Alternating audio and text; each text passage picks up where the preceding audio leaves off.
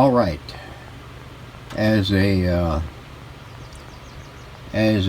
addendum to the prior video clip, on the oscillator coil, we've got the new wires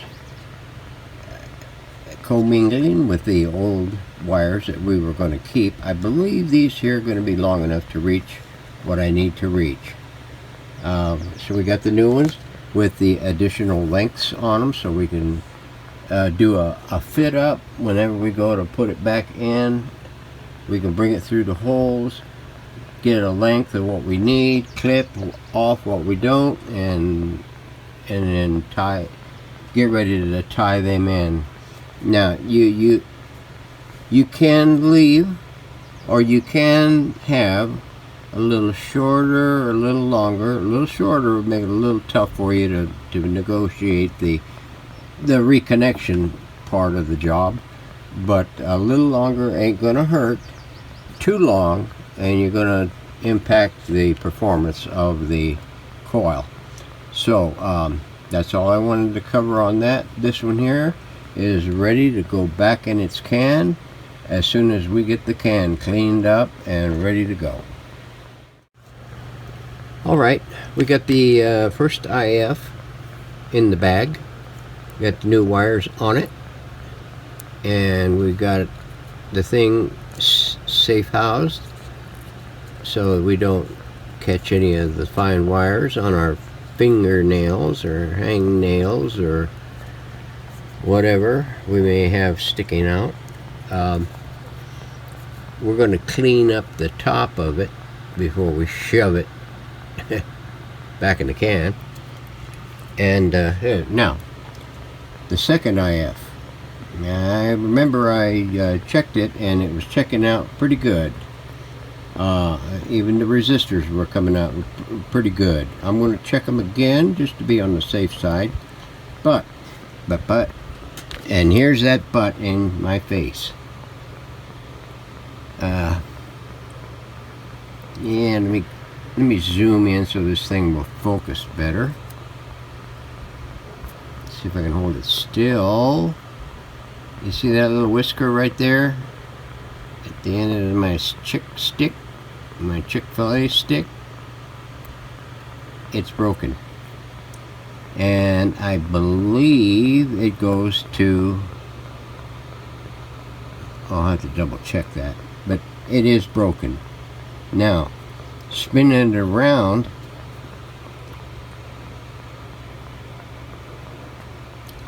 all these darn things. You see that sucker right there? That one's broken. There's the rest of whatever it was.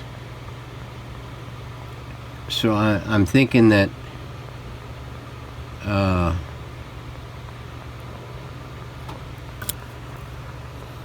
this one went over to here, and the other one went to right there. Yeah, that's pretty much how it went. And some might be thinking, well, if it's broken, how did you get good readings? Well, because it does go through the green, and the green's got to go through the coil eventually. Well, this white right here, it goes through that one resistor, that 470K, and we read that way, and then the other way we read this. We read green to white, no, green to white through one resistor and the coil. So, and I noticed that whenever I took it out of the can, there's a, I don't know, a waxy band that they put all around these things, Zenith especially. I haven't noticed any of those in the silver tones or anything else like that, but in the Zenith you will encounter those wax wrappings for these IF coils, and I noticed that it's stuck to the inside of the can, and whenever I got the coil out, it was kind of broken in pieces. Some still left on the IF coil, or the IF assembly, and some left in the can. So I'm guessing that's what broke this wire, because it was stuck in there, and this was stuck to the wax, and when I pulled it out of the thing, it just pulled the wires loose. These here, they had a little bit more protection than these over here did. So I got to repair those. I got one wire replaced, and I moved over to the other one, and I thought, wait a minute, I should have those things should be connected. Well, I'm going to take care of that, and then we'll be back. So hang in there. All right. There is the secondary, the second IF coil. Let's see if I can zoom in here adequate enough without going out of. There we go. There's that. There's the lights putting on over that. Okay, what I did was I took my regular clippings of all my resistor and capacitor leads that were of a length or longer that I could use, and I made a length that went to the terminal and came out here and just stuck out far enough for the residual piece of wire that was left that I could get at least a couple of turns on it and soldered. Same way over here. It come off of this terminal, come over here, and came over there to give enough reach for that one to come over and get a turn and a half or a couple of turns on it and get it soldered. And we put a little bit of PTFE tube on it to kind of make sure that I didn't mash it into anything else. So that is ready to go. I've got the cans cleaned up, and they're curing because I buzzed them a little bit with a burnishing wheel and to brighten them up. Yeah, I did take the text off of the can, but I'm going to put it back on. So that'll probably be in the next video. So stay tuned.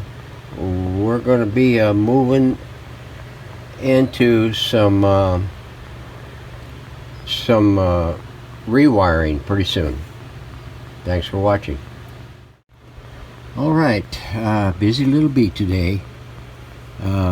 Between doing this and taking care of that, and checking up on Doggy and making sure that he's not in trouble. He's getting worse. He's getting to the point now where he don't even drink. I have to put him over there by the thing, and I might have to give him 2 or 3 syringes a day of water. He's walking around like he's blind as a bat. He's barely standing up. He's wobbling everywhere. The doctor recommended euthanasia early last week when I took him in to see the doc. And he tried to do what he could for him and everything, and send me home with some pills and stuff, and Doggy just wouldn't take them. But I got that secret sauce for him, and it kind of worked there for about a few days. But he's getting to the point now he can't keep anything down, not even liquids. So I'm afraid I'm going to have to lose him. So. But it's the weekend, and there's nothing I can do with him now except make him comfortable. So, that being said, I've got these tone controls, the radio organ controls, taken apart. I'll give a link to a video of the last 529, I think it was, that I showed how to take these things apart. and I don't remember if I showed you how to put it back together, but I mean, you can take them apart, you can put them back together. These things are a little warped. I'm going to have to take and put a little heat on them and to flex them back into shape. This side is not too bad. I got the contacts separated from the switches. The switches are a little bowed. I'll have to see if I can get something to straighten that back up again. Maybe a little heat with some compress on it. The finger contacts are going to have to be coaxed into submission and position. This not so bad, but this other side, it's wonky.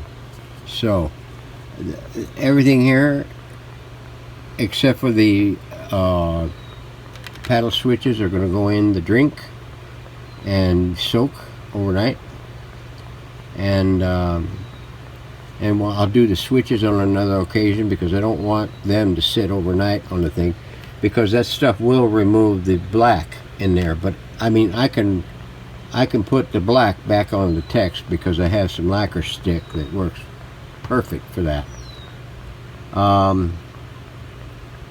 So anyway, I don't think there was much on this that I needed to cover. Looks like somebody had a problem with it earlier before and had to replace the little tongue on this side here to get it to stay in, and then when they shipped it, they weren't even there. So anyway, I think tomorrow, time permitting, we're gonna jump into this and start reworking this so we can get a finish on this chassis and the transformer. So I pretty much my cup runneth over, and I need to double check on my knob for this.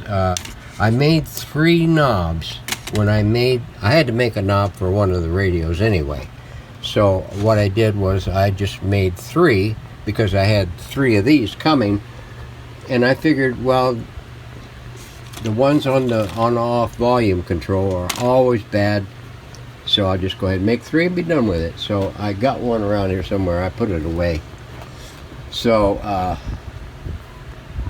that's all for now. I guess we'll attack it tomorrow, time permitting. So thanks for watching. Thanks for hanging in there. And thanks for your kind words about Doggy. See you soon.